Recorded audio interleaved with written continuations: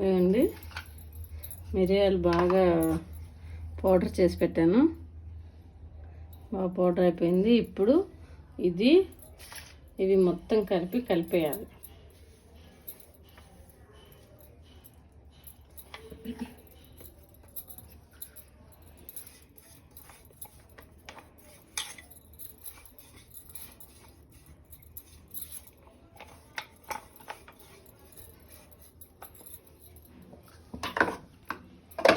తర్వాత దీన్ని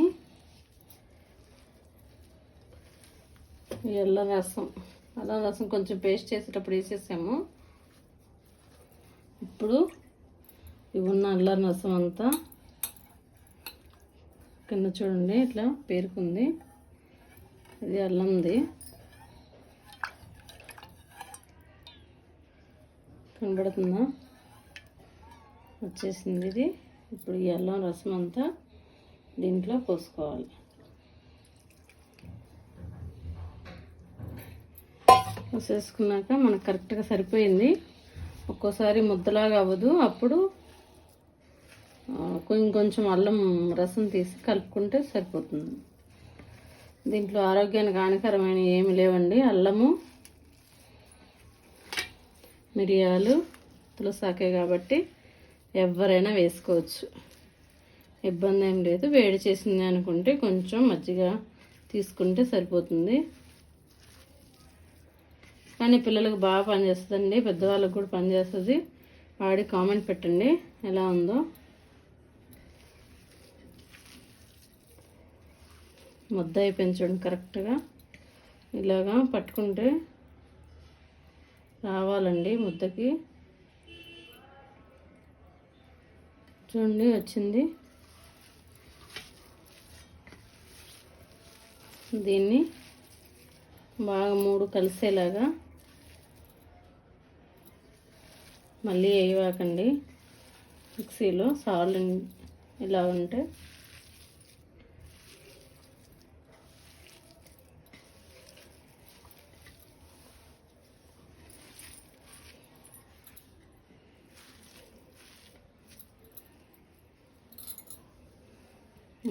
ఇలాగా మంచిగా మళ్ళీ మీడియం సైజులోనే చుట్టాలండి, లేకపోతే గొంతుకు అడ్డం పడతాయి ఎండినాక.